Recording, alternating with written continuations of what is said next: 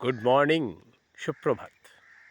আজকের কথায় বলবো, যত কিছু পৃথিবীতে হয়েছে তার পেছনে অনেক অনেক কষ্ট, অনেক লড়াই, অনেক যন্ত্রণা নিয়ে হয়েছে।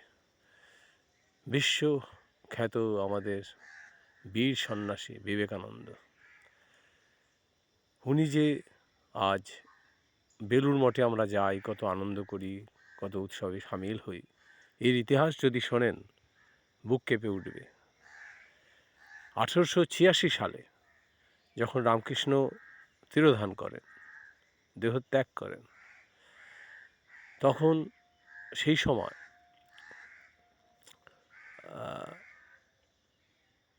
ছিলেন মথুরবাবুর ছেলে তৈলক্যনাথ বিশ্বাস। উনিই সর্বেসর্বা ছিলেন দক্ষিণেশ্বরের। উনি রামকৃষ্ণ চলে যাওয়ার পরে প্রত্যেক সন্ন্যাসী যারা, তার মধ্যে নরেন্দ্রনাথ, তখনও বিবেকানন্দ হননি, সবাইকে ঘাড় ধাক্কা দিয়ে বার করে দেন, খাওয়া দাওয়া ভাতা সব বন্ধ করে দেন। এতগুলো সন্ন্যাসী যাবেন কোথায়? রামকৃষ্ণের দীক্ষায় দীক্ষিত, তার আশীর্বাদ সঙ্গে ছিল অবশ্য। পুরো একটা বাড়িতে গিয়ে তারা আপাতত একটা মঠ চালিয়ে ভিক্ষা করে যা পেতেন তাই খেতেন। সব কটা স্কলার ছেলে, বিবেকানন্দ তো বটেই, তার অনুগামীরাও সব স্কলার। লোকের লাঞ্ছনা, গঞ্জনা, কটূক্তি কেউ ভালো চোখে দেখতো না।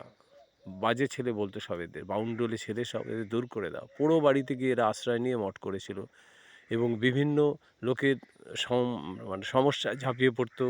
সামাজিক কাজে এরা মানে এগিয়ে আসতো। লোকে কিন্তু এদেরকে ভীষণভাবে মানে কটূক্তি করতো এবং বিভিন্ন বাজে কথা বলতো, তা সত্ত্বেও করতো, যেহেতু সেবাই তাদের মন্ত্র। এরপর ধীরে ধীরে ধীরে এইভাবে এগিয়েছে। তারপরেই এলো সেই আমাদের বিশ্ববিখ্যাত সেই শিকাগো শহরে স্বামীজির বক্তৃতা। তাকে সাহায্য করেছিল খেত্রির মহারাজ, আরও কয়েকজন। পরবর্তীকালে উনি বই লিখলেন রাজযোগ, জ্ঞানযোগ করার পরে ওর রয়্যালটি থেকে উনি একটা মঠ ভাবার চিন্তা করেন, বেলুড় মঠ। তার এক মানে দীক্ষিত শিষ্য এবং শিষ্যারাও ছিল অনেক, তারা কিন্তু 39,000 টাকা দিয়ে এই বেলুড় মঠের জায়গাটা কিনে দেন। তারপরে আরও শিষ্যরা সব, কেউ 50,000, কেউ 40,000, তখনকার দিনে ভাবুন, অকাতরে দিয়েছে। এক ভদ্রলোক আর ভদ্রমহিলা, সে তো বিদেশ থেকে সব জমি জমা বিক্রি করে এসে এইখানে সেটেল হলেন স্বামীজির সঙ্গে থাকবেন বলে, এবং সমস্ত টাকা দান করলেন এই বেলুড় মঠে। এইভাবেই তৈরি হলো আজকের এই বিশ্ববিখ্যাত বেলুড় মঠ, যেখানে হাজার হাজার লোক প্রসাদ পায়, যায়, আরাধনা করে, আনন্দ করে। কিন্তু এর ইতিহাস ছিল এত কঠিন। বিবেকানন্দ কিন্তু দমে যাননি, হাজার কটূক্তি সমেত, লোকের গঞ্জনা সমেত। এবং শুধু তাই না, উনি যখন বিদেশি শিকাগো শহরে যাচ্ছেন আমাদের হিন্দু ধর্মের প্রচার করতে, মানে মানব ধর্মের প্রচার করতে, তখন আমাদের দেশের দিকপাল লোকেরা ওনার সম্বন্ধে অনেক কুৎসা মানে পেপারে লিখতেন। উনি একদিন দুঃখ করে বলেছিলেন, এইসব কথা যদি আমার মায়ের কানে যায়, মা তো আত্মঘাতী হবেন।